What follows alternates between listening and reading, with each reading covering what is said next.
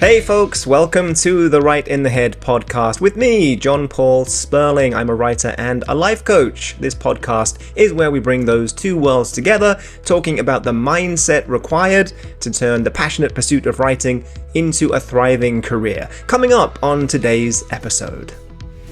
Alex Knight is a New York-born Canadian-American screenwriter who dwells in the realm of comedy. He's worked on scripted shows, reality TV, and live events for the likes of Netflix, Max, Meta, Prime Video, and Paramount+. Alex and I discussed the pros and cons of skill acquisition as writers, including when it becomes too much of a distraction. Well, Alex Knight, welcome back to the Right in the Head podcast. This is part 2, but technically part, 7 or 8, because we did about 3 or 4 episodes that didn't air because I was still figuring out how to do a podcast. It was a journey we figured out together. We really did. Each time was worth it. And that episode is still the highest played episode on this channel. So congratulations. Oh, thank you so much. I credit to both of us. Oh, it was all you. I'm the same every time. So if anything, I've got slightly better in time. So it must have been you because I was terrible back then. I won't argue with a British man. That's one of the rules of mine. The first rule of Brit Club. First rule of diplomacy. Immediately, we are wandering away from the subject matter, which is true to episode 1. So, fine, no problem. We can keep doing that. Maybe that's why more people watch that episode. I don't know. Yeah. The subject for conversation today is around the area of skill acquisition. I would frame it as the question, do we focus just purely on writing, or do we want to develop other skills, acquire other skills, kind of be a jack of all trades? Obviously, I'm talking about within the industry, although maybe we could even stretch that a little bit further and talk about skills that might not be necessarily related to this industry that could still come in handy. It's a fascinating subject. Where do you sit on this? I should just focus on one thing versus I want to learn all the things. Yeah, I'm in the pro skill camp. I think anything you can learn in life is good, and especially as a writer, I think that's one of the careers that benefits most from just sort of having a little bit of everything. And it's like even if the skills you have don't relate to writing, they kind of do because everything relates to writing, and everything is either fodder for more writing, for more words, or just it can help you in the process, even if it's not kind of directly related or even industry related. So yeah, skills are 2 thumbs up in my book.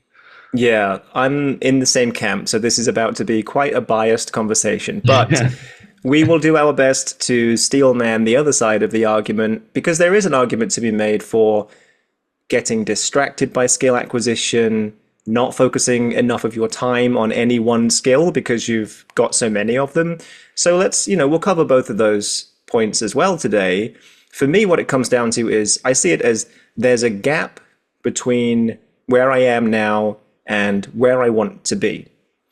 And sometimes even I think about it as who I am now and who I want to be. And that gap is represented by a lack of skill, because if I had the skills, either professionally or personally, I would be where I want to be and who I want to be. It's a very simplistic model, but I think it gets you 90% of the way to reality. Would you agree? I absolutely.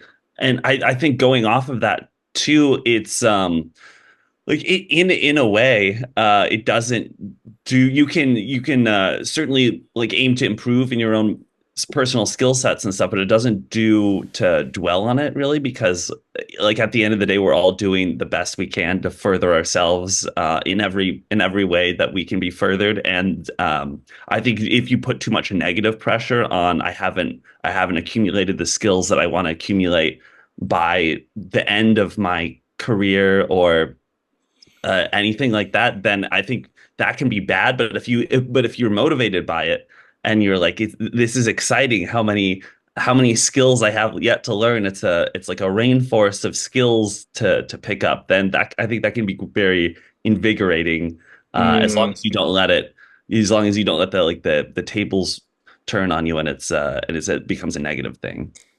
Yes. I love that image of a rainforest of skills wandering through, just Yeah. picking at random trees and Yeah. bushes. I think I'll have that one. I think Yeah. I'll have a bit of this one.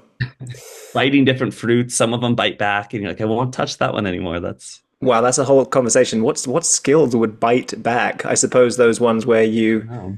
suddenly get the urge to try gymnastics and then injure yourself. That would be an example. Mhm. But then you're I'm confined in speaking bed. personally. This actually happened to me. So Yeah. Oh, you did? That happened? I tried gymnastics, and this is one of the things I did want to talk to you about because there's skill acquisition, and then there's getting distracted and not knowing when to stop. And if something What isn't did you talk to me leading you about that one? towards your goal as a writer, is it skill acquisition or is it fear of missing out? I would probably say in my case, it's fear of missing out. I want to do everything, Alex. I want Hmm. to be able to do everything. I want to be able to do gymnastics and breakdancing and play the piano and speak 7 languages and be a maths genius. I want to be an inventor. There's so many things I want to do. So for me, it's been a journey of, okay, is this a genuine need to acquire this skill that I'm looking at, or is it just fear of missing out and wanting to be able to do everything? And most of the time, it's just wanting to do everything. So I've had to really focus on, is it moving me towards my goal or not? And obviously, there's 10% allowance, let's say, for hobbies and just casual things that you want to do because they're fun. But in general, that's been my journey. Yeah. How has it Yeah. impacted your journey as a writer? Let's say, have you had the same kind of struggles? Has it impacted you differently? Has it mainly been beneficial for you? Yeah. So I think in a way, it's hard to even judge. It's something that like what is a hobby, what is a skill, what is a useful skill, what's a useful life experience, and what is just kind of trivial. And I don't think a person can differentiate between those things until they're the past, until you're far enough removed from them to kind of where they apply to your life, and you can say like, oh, like maybe that trip to the grocery store, maybe the checkout line was so long that I tried to use the scanning machine, the self checkout machine, and then like that broke, and then someone had to come over, and I had a conversation that sparked something, and then when I'm writing something about a grocery store down the line, it reminds me like, oh yeah, the person who does the fixes the checkout machines. And it just I don't think, even in ways that it doesn't apply to writing directly, I really think that every skill you come across in life, or every like experience, can be kind of used in a writing sense, even if it's even the most mundane things. But then, on the flip side, like the most useful things, like you could go to a writing workshop or something, and it ends up being like a massive waste of time. And then you're taking the bus home or something, and then you see like a pigeon with one leg, like hopping along, and that maybe sparks something. So I think a lot of times it's the unexpected that kind of drives the writing. And then even more so, it's hard to plan and hard to like lay out like what will be useful and what is just sort of trivial. Mm. Yeah, firstly, I'm really glad that you remember our first ever encounter when I was working as that checkout assistant at Ralph's. Thanks for bringing that up. I remember it differently. I thought you were the pigeon, so I'm The glad, one-legged you pigeon. set things straight. Yeah. Yeah, that was the day I was doing a promo job wearing a one-legged pigeon costume. That must And have been the same as the gymnastics day. it was the week after. That's why I only had one leg. That's right. It was just grabbing people from buses and promoting this Yeah. pigeon Wi-Fi. Yeah, that's right. Weirdly enough, this is the second podcast in a row that I've mentioned pigeons. So I had a chat with somebody last week and we were talking about Cocaine Bear. And then there was another movie that came out called Meth Gator. And I was just joking, like, just pick a drug and an animal, put them together. And Yeah. so I just said vape pigeon. So Maybe. this is the second time I've mentioned pigeons. Okay, nice, nice. For me, it's kind of like, as you were just saying that, I was thinking about these interactions you have, and it's slightly different from skill acquisition, but it's so funny because I think you're absolutely right in that it's this form of synthesis and joining dots. And maybe that did seem like an arbitrary conversation in the supermarket, or I should probably say grocery store, shouldn't I? No, Do you call them no, you can supermarkets say, out here? Is that yeah, okay? yeah, Okay, yeah. good. Both are good. Okay, good. And then the journey on the bus or the conversation with a stranger, and that plus skill acquisition for me has always equaled synthesis, joining dots, creating ideas that I don't know exactly where they come from. It's kind of an amalgamation of all these different things called experiences, right?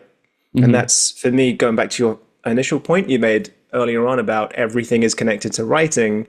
It's so true because you write based on your experiences. So the more you're out there interacting with the world, I think that's where the magic happens. Not when you're just in this hermetically sealed room with a laptop, like I must write, I must write. There's a Yeah. time and a place for that, but yeah, going out and experiencing things and gathering these new skills has been, for me, definitely a huge contributor to the path forward. Yeah, I think so, especially since so much of writing is kind of cutting through the mundane and just like keeping in the good bits, keeping in the parts where something happens. A lot of times, like people don't usually write a script about the day nothing happened unless that itself is the premise. And That's a great comedy movie title. it's yeah, The Day Nothing Happened, starring Justin Long. yeah. I like that casting. It's but yeah, and so I think even experiencing the like experiencing boring bits helps to kind of identify them, and then because like if everything's an adventure, like if you're living in a John Wick movie, it would be it would skew your sense of life really. And then I think also like I think living kind of allows a person to writing different genres too, because like if you're living life without much of a buffer, then you can get like a little bit of every sort of genre you would hope to write. Hopefully not as much horror as the other ones, but you Yeah, never the know. John Wick existence would be you talk to that person at the checkout and they end up attacking you with a baguette, and you have to run to the hardware section, grab some Yeah, knives, it all yeah. kicks off. There's 20 of them Uh-huh. all of a sudden. Uh-huh. But I've got my black suit on, so it's okay. In all fairness, that does sound like the average trip to Ralph's. So Yeah. it's not far Yeah. off. Not Yeah. far off. Uh-huh. So what would you say, and I don't mean to put you on the spot here, but just so we can get specific, what would you list as your skills other than screenwriter? I know you've done post-production. Is there anything else that you've kind of gathered along the way? I think I did like in terms of like working in industry adjacent things. I for a good stretch I was working on an Amazon show as a post PA, and then that this was I think like in early 2020, like January of 2020. And then a couple months passed and it was COVID became very apparent, and I kind of transitioned from a post PA to more of a COVID PA. So a lot of my job was then like doing mailing out kind of test kits to I was mailing out like ADR kits to the talent, and then it turned to ADR kit with a COVID kit. And so like they get that, and then that sort of transitioned into another COVID gig and then another one. And so I became a like a cove. I worked in like the I guess the COVID realm as long as a person could, and it was very like interesting just from a speaking to people sort of standpoint, because you get to stand up like at the entrance to set and kind of have a conversation with every single person every single day. And even if it's Wow. like right nostril, left nostril, please, it's like you get to talk to the grips, you get to talk to like hair and makeup, you get to talk to the camera team, and you just sort of you it's very good education, and it's very good Yeah. just just to get a good feel of the set. And now I know how to swab people, and And it's completely helped you to overcome your approach anxiety because now if you want to talk to a stranger, you just say left nostril, right nostril. That's your opening that's right. line. That's right. Just always carry a swab. Uh-huh, uh-huh. And a little mask. It's a it's a It it's a worked bit out. weird now that COVID's gone ish, but you're still doing Yeah. it, and I love you for that. It's so Yeah, brave. thank you. And I appreciate you doing one over Zoom, even though we're not face to face. So Just before we started rolling, we just did a quick COVID test. Why yeah, not? yeah, yeah. Why not? So, do you think that those skills specifically that you just mentioned, so sort of post production, assistant PA, I think you said, have those impacted you as a writer? I think so. I think nothing directly in terms of like no I was never there was never a day on set where they said we lost the script, we need a new script, is there a writer in the room? And you jumped out of a phone box Yeah, wearing yeah, yeah. screenwriter superhero costume.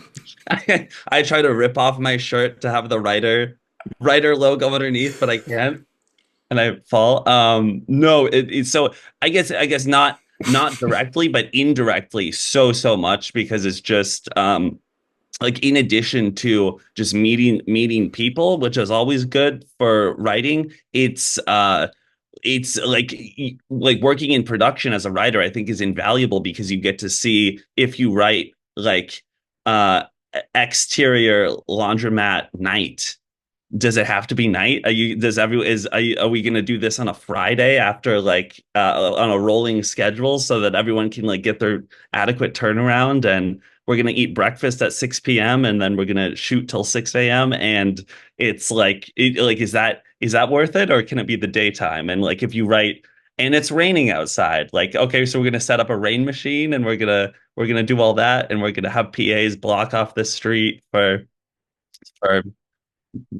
because that's what they do. And then and so I think it just makes you, it's almost like uh being like an accountant in a way. You kind of you assign like seeing everything happen. Then when you write it on the page, it's more than just words. It's like every word is a reality then, and it's like you really, it makes you think and appreciate like everything I write someone's gonna have to do. So I have to make sure it's important and necessary and not just because it looks cool.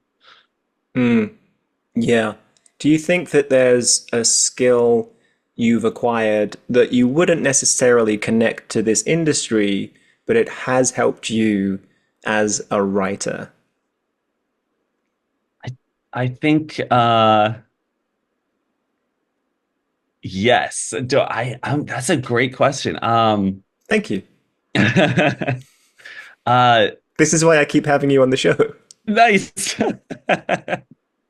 uh I was a distance runner in college, and so a lot of I think like a lot of that was waking up at 5 a.m. to go run a bunch of miles in the street for no real reason. Like we had a race on the weekend and we wanted to beat the other teams, and that was a pretty good reason, but like it just I think doing that even more so than the sort of wellness aspect, just the consistency of like you've got to wake up at this time and you've got to do something very uncomfortable in the morning, like running along a distance, just sort of makes everything else easier, and also just gives a good. It's a great way to start your day, and I think you transitioning to like life on set.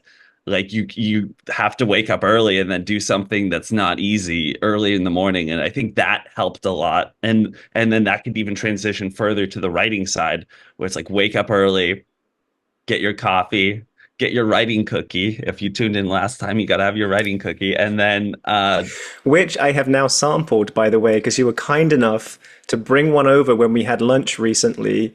So I got uh-huh, to sample. Shout out to Bristol Farms, was uh-huh, it? uh-huh. Amazing cookies. They're good. They're pretty good. And Disclaimer, don't eat them too often. You will get diabetes. yeah, I'm a coach. I have to add that. I you have have to to, add you have that. to. This isn't, it's influential. People will Yeah. will see that we do it and then they'll copy us because Right. we're This role channel is called models. Right in the Head, not Right into Hospital. So Right into the bed of the hospital, right into the hospital bed. Yeah. So my skill would be running in terms of like something that's not industry related, but has helped me Hmm. just with back to the consistency thing, helped me with consistency and helped me with showing up day after day and then putting in the miles and then just trusting in the long-term process of like this is going to help me at the end. This is going to help me on race day when I sit down on my computer. The training I've done and the experiences I've had both on set and off are going to help me, write the best script I can. Yeah, yeah, it's teaching you the discipline, the repetition, it's the grit the needed to do that. You've just described my nightmare, waking up early and doing long distance running. I'm an early riser, yes, but the thought of actually I don't do long distance running, Alex. It's Yeah. not in my DNA, however you would describe that. I remember at school doing cross country running, at best, my best ever performance, I came first out of all the kids that had asthma. So I was about That's 70th okay. overall, Okay. but my PE teacher did say, "You were the fastest kid with asthma." What the backhanded compliment did that mean? Yeah. Yeah. Well, Anyway, I that's small digress. victories, right? It was kind of a victory at the time. I was also overweight, so I was a chubby kid with asthma. Long distance running, not really my thing. Yeah. Yeah. In a brutally cold England as Oh, well. that's right. Yeah. Yeah, We, nothing we quite like that feeling of going for a run and seeing every breath come out as vapor as you're uh-huh. shivering. It's just cruelty to kids, I think. Anyway, back to Yeah. this conversation. Yeah, my journey has, this about me with coaching and marketing. I've picked up a whole bunch of skills that don't seem to be related to writing at the time. And that's really an interesting point, isn't it? Because I'm sure when you were going out for those runs, you weren't thinking, one day this is going to make me a better writer. No, no, not really. It's Yeah. all to your previous point. It's kind of hindsight. You look back and think, oh, I really did learn a lot that's really valuable to me today, even though it's a completely different area now that I work within. Do you think that there's a cutoff point at some point? Do you think that there's too many things to learn where it does become a distraction? So going back to me learning gymnastics and other things, super fun, but do you have a mechanism? That's a better question. Do you have a mechanism to stop you from doing that? Do you have like a heuristic? Like, no, I don't really. I'm tempted, but I don't think I need to learn that. Somebody else can do that part. Yeah, I think it all depends. It might be a cop out answer, but I think it really does all depend on what it is because I think any experience, if you're motivated enough, and if like in your heart like I want to learn gymnastics or breakdancing or how Have you to been reading my journals? you should lock it. I've told you before. You need to lock it. Um, but it's just like if you feel like in your heart that it's gonna satisfy you and keep you sane, really, to pick up this skill or try to pick up this skill and it doesn't work out. That's possible. And then I think it's worth doing. But if it's just sort of if you can tell that it is just sort of like I'm gonna pick up the trombone because it's then I have an excuse not to write.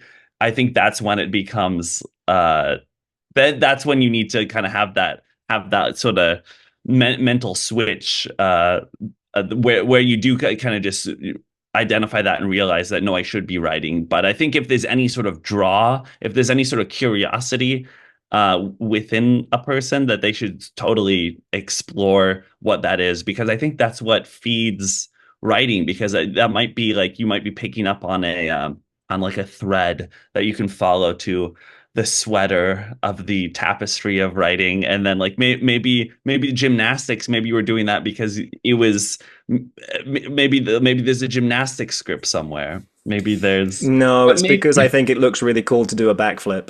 yeah.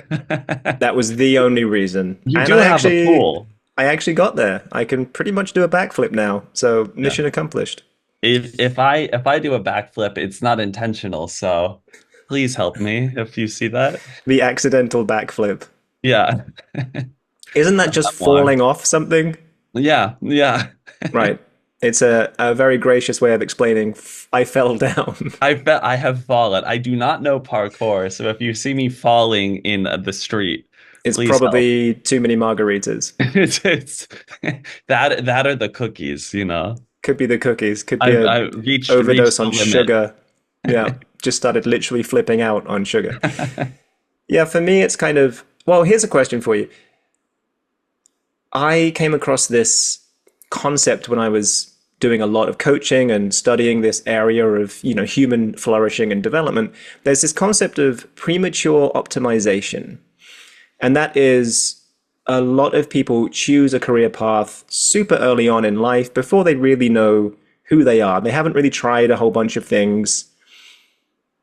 So they can settle into something before they really explore. Versus somebody who does a whole bunch of different things to try and find what they really like. So they ultimately end up probably doing something they enjoy more. But the downside of that is that they're a few years behind the people that just pick something early on and get on with it. So if you decide you want to be an accountant at the age of 16, by the age of 26, assuming you just decided to start work at 16, which you can in the UK as a part-time accountant, you could be 10 years into your career by the time you're 26. Whereas if, like me, you spent a whole bunch of time trying different things, I really only settled into who I am now in my early 30s.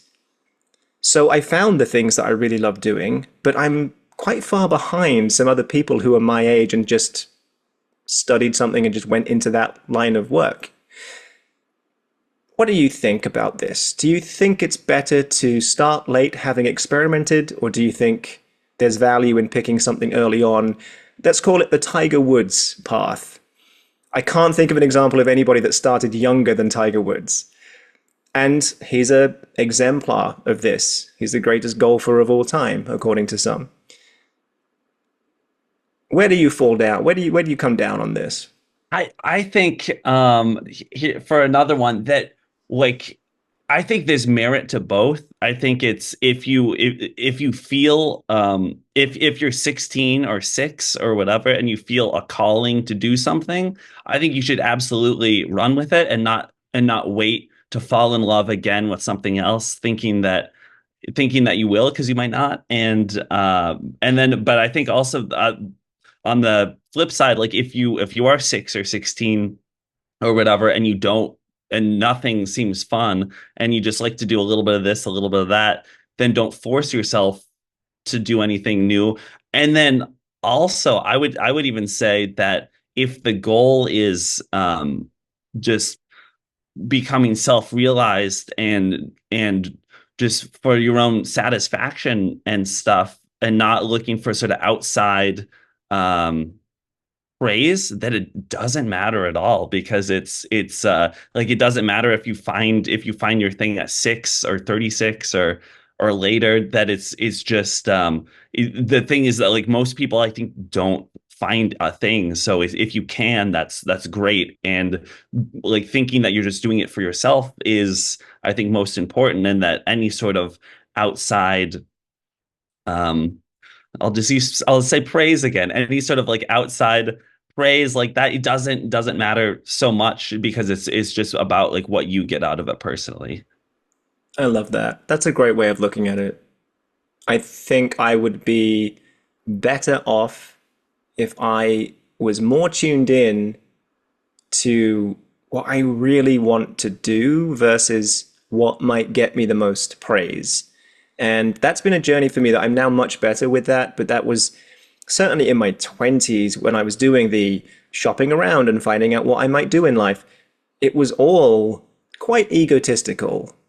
It was acting and modeling and working at events, parties. It was DJing. It was all, what can I do to draw the most attention to myself?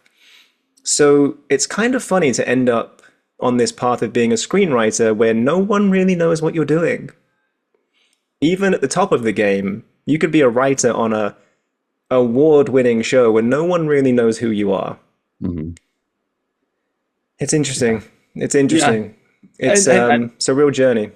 It is, and I think, I mean, like I think we can all look at our at how we got to where we are and think like, oh, I should have taken a left where I took a right, or I should have seen that pothole coming and not been going so fast. But it's I really think that your journey is like you couldn't really plan it out better because like when you're like if you had started at 16 writing, what are you going to write about? Like you can you have 16 years worth of experiences, but you don't know anything about being a life coach or about being a DJ or No, about modeling it would or have been anything. awkward crushes and unrequited love. I think that's the only thing I knew about as a chubby asthmatic 16-year-old. Well, don't sell yourself short. The fastest chubby asthmatic 16-year-old. Don't This forget this that. this is true. This is true. Maybe that's the book I would have written. Yeah, yeah. Yeah, it's I really do think it like your journey has turned out how it is supposed to because it's everything you've done kind of feeds into what you're doing. And had you picked writing at 16, who's to say you'd still be with it? Maybe you would have been like, I've put in years, I've gotten not to where I wanted to be, and now I'm gonna be a DJ, or now I'm gonna be a life coach or a model or something. And then that's just sort of a flip of what you have. But with writing, there's no expiration date on writing. Mm. This is something I've thought about is the shape of my trajectory. If a trajectory can have a shape, it's probably going to end up like an hourglass. I spoke to Tom Youngerberg about this when we did an episode recently. So it's kind of starting wide, doing lots of things, and gradually like focusing in on one thing, which is now screenwriting, and spending some time on that to become good and to develop a career. And at some point, I think what that could lead to is then expanding out again to try other things and bring those to either the writing or performances or whatever else I decide to get involved in. So I see it now as I'm in the middle part. I'm in the straight and narrow part where I'm just focusing on writing, having learned a whole bunch of other stuff, and hopefully maybe get to use them again at some point. That brings me some comfort to think of it as that kind of shape. I think that's a brilliant plan because it's almost like the celebrity chef route. You know, they start off cleaning dishes and peeling potatoes and doing chef things, and then they become a really good chef, and then Doing they chef things. you know, the gas and pots and pans and the hats. They have to wear the hats Clearly, and you've had a lot of experience of being a chef. You're so describing it much in such exquisite detail such here. detail. The rat on their head that tells them what to do. I saw that documentary.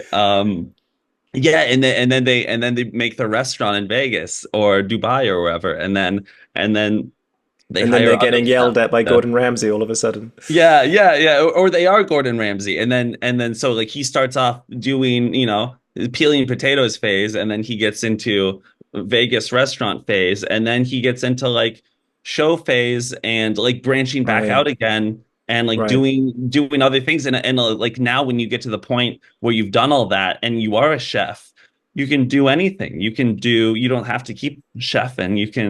You Yeah, he can could put transition together. into something else. You He could could judge Dancing with the Stars if probably you want. right. He could do other celebrity appearances. He could become. Yeah. He could do a movie. He could honestly probably get a movie greenlit because it's got Gordon Ramsay attached, who Yeah. has nothing to do with the movies, but because of who he is, he has Uh-huh. that clout to get something like that done. Yeah. Yeah, it's a really good way of looking at it, I think. It's brought me a lot of comfort, but then that is me justifying the fact that I spent a lot of time in my early years just messing around, not knowing what to do with myself. So there's definitely a bias there, but I do think it makes sense to a degree. No, I think it does, and I think you're too hard on yourself about it. I do think it's all valuable experience, and who writers rarely, it's not like you missed the Olympic cutoff and you won't make the team anymore. Like your best writing years are ahead of you. My fear with that is that as I get better as a writer, the industry is changing so fast. I now feel like I should just be learning AI because that's going to be the thing that happens by the time I make real progress Mhm. as a writer. But no, you are right, and I do castigate myself. I am all about self-flagellation when it comes to this kind of thing. It's a source of motivation for me, and I'm okay. I've made my peace with that, Alex. I'm okay with Ye- it. Spend Okay. some time in that dark energy, oh, just once in a while, and Yeah, then you come out, you do a writing session, you have a cookie, you're all good to go. that's right. That's right. And then you get frustrated and go back to castigation again. But Yeah. such is life. So Yeah. there's this concept of exploration and exploitation that we've just kind of talked about, but I want to give it a name, and I forget who I heard this from now, but it's brilliant. The exploration phase is gathering data, casting that wide net, top of the hourglass. Then there's I don't like the word exploitation, but for some reason they called it that, where you find the one thing that you're good at and you exploit it, as in you stick with it and get the most bang for your buck that you can. So, really, just another way of phrasing what we were just talking about. I guess it then doesn't go back into exploration, so I prefer the hourglass model, but they both work. The other thing I think about skill acquisition is I think it helps you to differentiate yourself from other creators. So I was talking to a friend about this recently. She is an actress. She's in her 20s. She's an attractive female actress. Okay, so attractive female actress in LA. That is one of 500,000. Let's take a random guess. Yeah. Um, In your she ha- building, she in my building. Yes. 500,000 in your building. Currently upstairs enjoying a pool party that I really wish I hadn't scheduled this podcast on top of. Let's now say that or she's from Japan, or she has Japanese heritage. So, okay, attractive female actress who's from Japanese heritage. That is now one in, let's say, 10,000. Completely made up numbers. She actually speaks Japanese, so now she's probably one in 1,000, if not less. She is also an incredible dancer.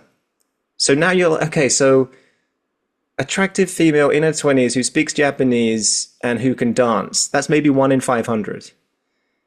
Probably one more layer on top of that with a different skill. She's now one in 10 or maybe even one of one. That's amazing because now Hmm. if something comes up that's exactly what they're looking for, that's perfect for you. Hmm. You've crafted this niche in the market by layering skills one on top of the other. Hmm. So to use my own example, if somebody's just looking for a writer, thousands of them. If they're looking for a British writer, not that being British is a skill that I've developed. If they if A they want to see British, extra U's in words. yes, if they want somebody that can't spell American words. If they're looking for a British writer who's studied personal development and marketing, again, it narrows it down to such a degree Hmm. that if you can find a project where that's what they're looking for, you have a great chance of it working out in your favor. Hmm. Yeah. Yeah. Just another way of looking at it. Yeah. Again through my Absolutely. own bias because I'm trying to justify everything that I've ever done in my life. But like what other option do we have really? And really all we have control over is our own, not even just like certain aspects of our life and all. And it's like, but certainly the creative aspect, we're responsible for that, and we're not responsible for how other people react or don't react to it, or if they like it, if they don't like it, if it's but I think what we are entirely responsible for is the quality of our work, and just like keeping going, and even if there's not enough, even if you're not the one in a million sort of person that is being searched for at the moment. I think if you keep it up in what if you keep keep the faith in your writing, or whatever it is that a person does, then that is worthwhile, and it'll get you noticed at some point, and if it doesn't, it'll there's a reason you're doing it for yourself, and that I think just the creating is most of why we do this anyway, because if we were in it for glory, there would be, I think there's a few other careers. I think there's other things that would be you know less frustrating to do. I think almost any career would be less frustrating to do. Barring gymnastics, but like that's I don't know if gymnastics is frustrating. It's painful, mhm. but maybe not as frustrating as being a screenwriter. I've heard it said that screenwriting is the toughest career path on the planet. Was that by another And screenwriter? yeah, he hasn't worked much recently. Funny story. Yeah, yeah. Yeah, well, I think that's a really nice place to pivot this conversation. So we've been doing this section on this episode, on this show, I should say, where the guest asks a question that might be asked of a life coach, loosely connected to the screenwriting world or the Mhm. entertainment industry at large. And your question got me very fired up because it's something Mhm. I'm hugely passionate about speaking about. So I'm very much looking forward to. I'm about to rant for about 10 minutes Oh, good, after you've posed the question. So if you need good. to go take a bio break, grab coffee, you can just peace out at this point because I got Okay, this one. all I got right, this. all right. I'll see if my computer needs any updates. I'll Yeah, just run those real quick. go ahead and update Zoom, install the latest Mac OS, whatever you need to Nice. do. It's going to be a while. Bang out a pilot, maybe. This podcast is where writers create pilots while the host does all the talking. So Yeah. what is the question? I already know it, but for the Okay. listeners, Yes. Well, now I have to get it right, so I'm going to look at my little notepad. this is where you ask me a completely different question. This is what. So talk more about the DJ phase. Like, what was that about? That's my question. No, that's not my question. I'm going to need a few minutes to prepare for this. Didn't prepare for that question. Can you put your answer in beatbox form? Can that be beatbox a haiku about being a DJ? Um, all right. So my real question is, uh, in an industry where everyone's path is different and not necessarily linear, how does one measure progress? It's so good. It gives me chills, Alex. It's so good. Okay, so firstly, I did write down that I want to make this point that not having a linear path can actually be a really good thing. And maybe everybody's like, oh, duh, of course it can. But I hear a lot of people say, oh, there's no linear path. You can't map progress. So it's a really tough industry. Sure, there's elements of truth to that. But there's also, when you think about what a path is in a career, it's more structured. So it actually inhibits you in certain ways, right? So if you start in the mail room at a big agency, there's no way that 3 months from now, you've got your own desk, you're a high powered agent, you've got a book of A-list clients, because there's a path, there's a structure that you have to follow, and it takes years. Very few shortcuts if you discount extreme nepotism, which we'll have to do for the sake of this argument. So, as a writer, doesn't happen very often, but you can actually skip ahead a few steps. If you're in the right place at the right time, because of a lack of a linear path, you can actually make some big moves at a faster rate. There can be a sense of increased rapidity of progress because of the lack of the path. So it doesn't answer your question, but I did want to make the point because I've always seen that as kind of an exciting part about this industry rather than a restrictive part. So where I went next with this is thinking about setting clear goals. I think that's where it all starts with me. So a clear goal for me has clear metrics associated with the goal so that I can tell I'm making progress. And this is one of the things about screenwriting that can be challenging because if you just set the goal, for example, to sell a screenplay, it's kind of tough to build metrics around that goal because you can sit and write every day, but do you know if you're actually moving closer to the goal? Not really, because ultimately the decision is somebody else's. The decision to buy your script belongs to somebody else. So how can you possibly tell whether you're making progress or not? So that's a challenge. The way that I approach that challenge is, okay, there's no linear path, but there is an end result. And here's the key to the way I think about it, at least. There are people who already have that end result. So when I set my clear goal, it's I want to be working as a writer. I want to have a certain amount of freedom in my life. I want to be paid for what I'm doing, what I love doing, and etc., etc. You build an image of what I want my life to look like. Okay, now what I'm going to do is look at the people who are already living that life. It's not going to be an exact match, but there's going to be people who you would look at and think, I like that. I like what they're doing. How do I do that? So now we have an end result. Kind of work backwards from that. So what's the delta between who and what I am now and that guy over there who's living that life that I want? And it's not in an envious way. It's in a joyful way. What can I take on to walk this path towards that person?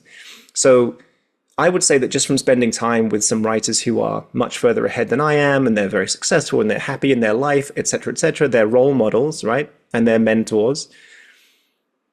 It kind of comes down to 5 things. And this is very specific to being a writer. This doesn't apply to every industry. But for writers, what I've seen and what I believe is that, well, the obvious, they're very good at what they do. They are in possession of lots of scripts, as in they've done the hours, which is kind of a proxy for being good at what you do. Not quite the same thing, but similar category. They're very knowledgeable about the industry.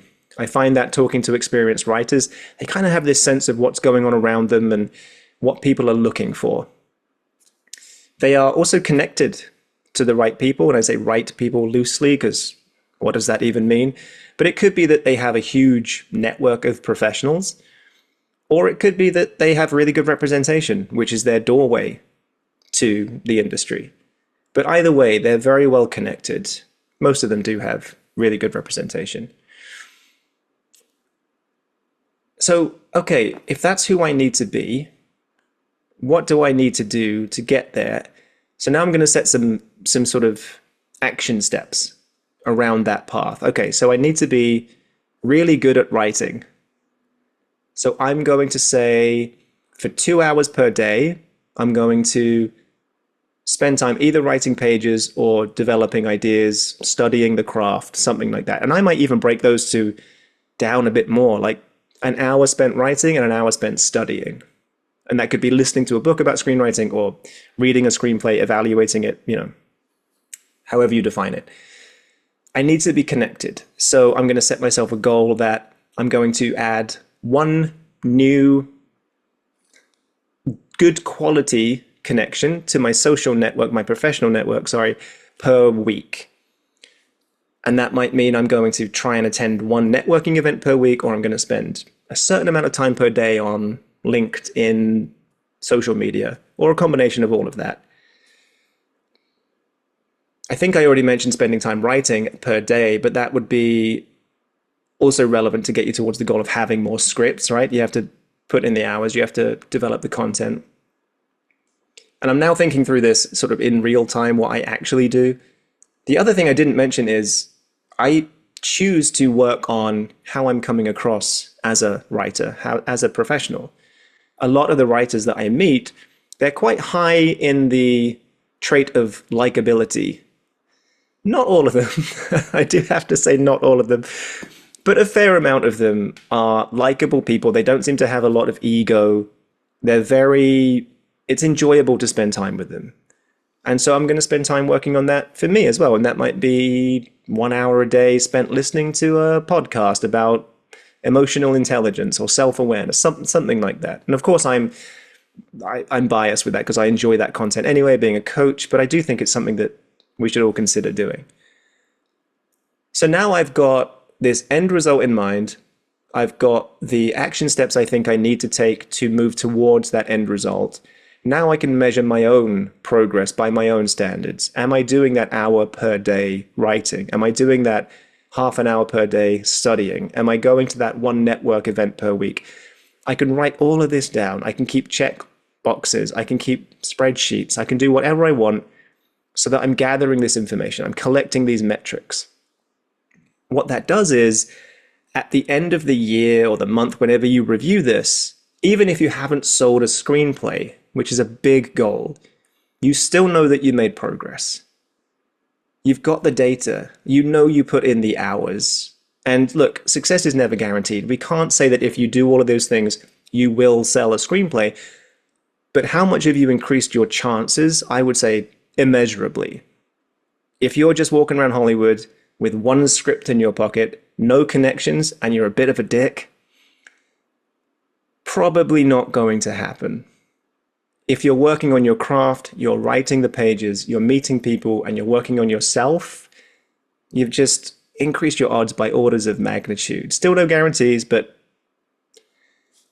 you're much more likely to get there. So that's how I would measure progress. It's not really progress as the industry would define it, because that's so hard to measure. But am I doing the things that I said that I would do?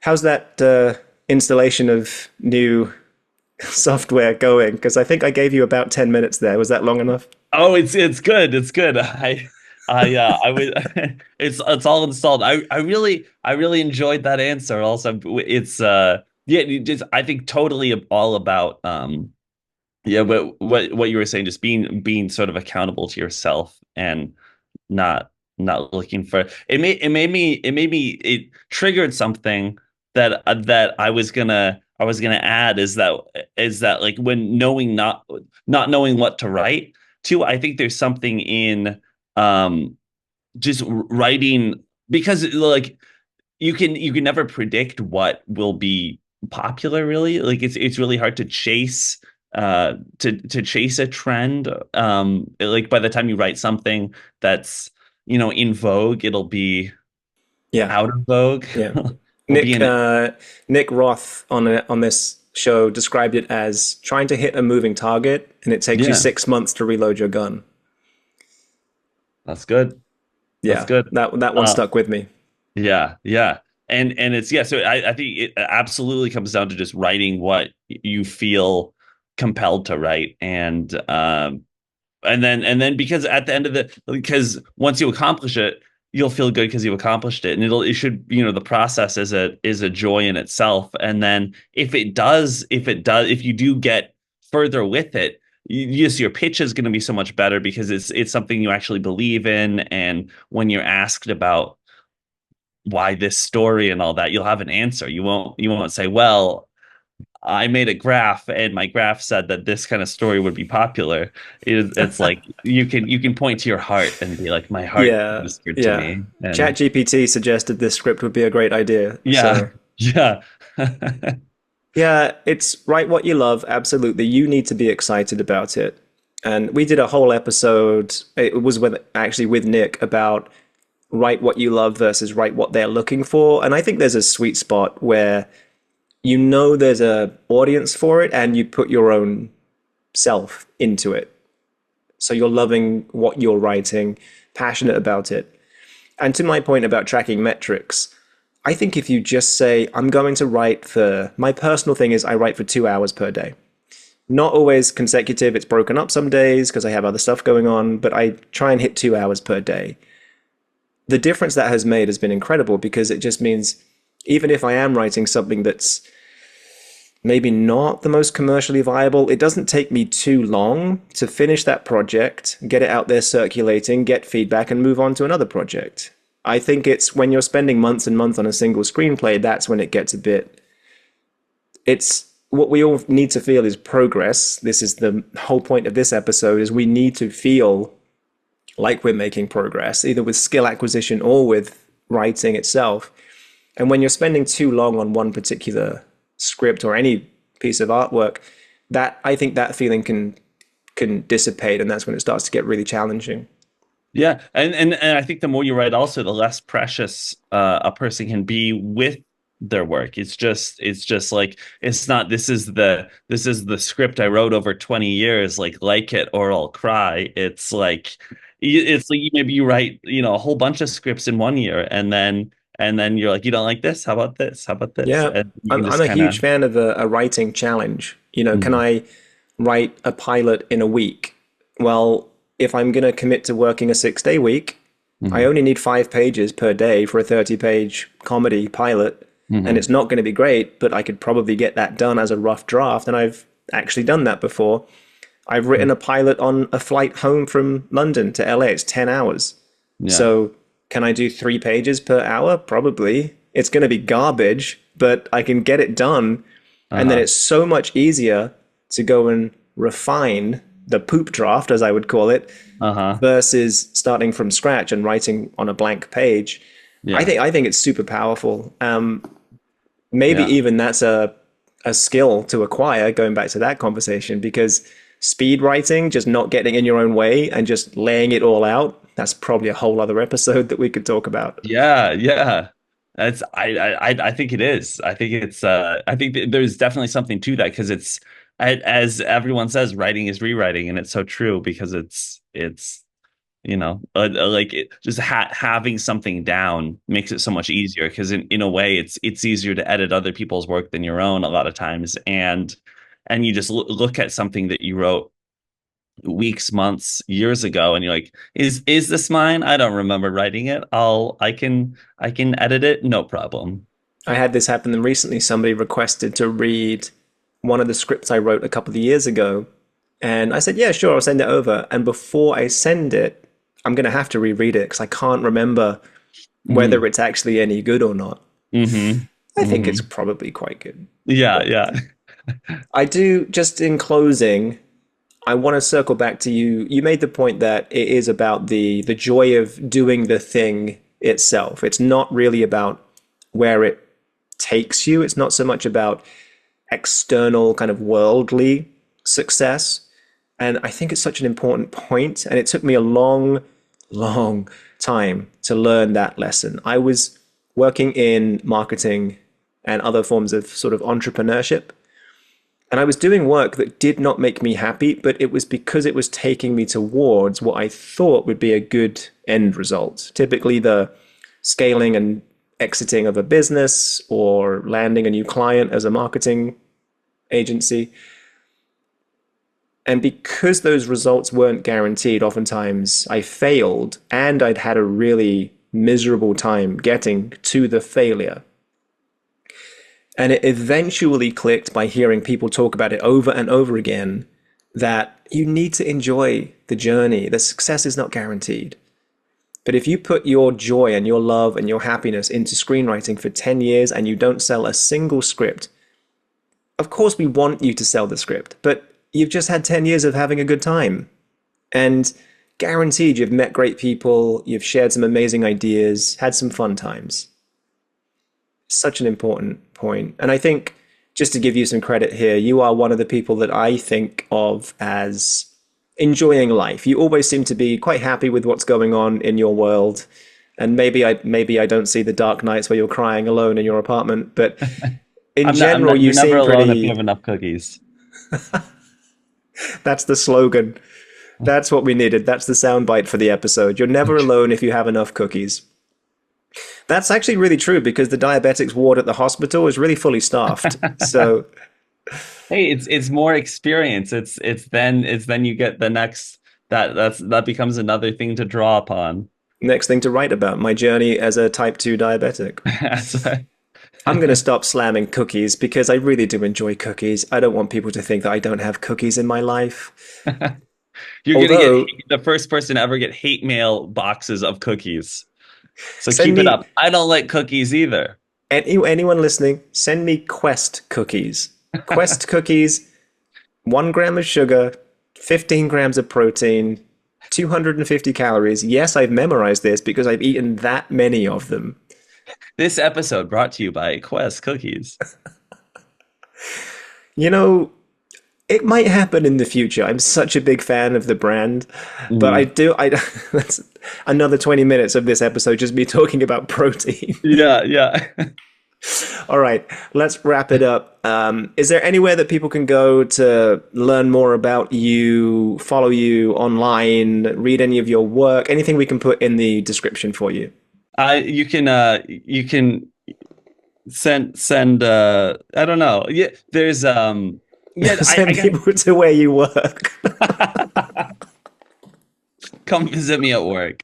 Um, Stop by and see Alex in person. That won't freak him out at all. yeah, it helps if you wear a mask. He doesn't mind He loves a mask good ski intruders. mask. Yeah, that's right. Yeah, I would say that if you get a chance to check out the Don't Write Me Off podcast, it's short, original, scripted uh, episodes of podcast, and each writer was given sort of the similar prompts and has their own take on it. And so I believe it's seven distinct episodes, seven different takes on the same story, written by seven different writers. And so it's you can go and listen and vote on your favorites and enjoy them all. I will do that, and I hope people listening to this do that as well. Sounds like a very, very fun podcast. Yeah. And I believe the organizers or hosts of that podcast are going to be on this show in the coming weeks. We've been talking about that thanks to your kind introduction. So thank you for that. Oh, absolutely. That's it. Of course. All right, Alex, this has been an absolute pleasure once again. Thank you so much for your time, and I'm sure there's going to be a part three sometime soon. Oh, I'm looking forward to it. It's gonna happen. Maybe I'll get a new background by then. We won't be in front of the murder curtains anymore. I wasn't going to say anything, but maybe.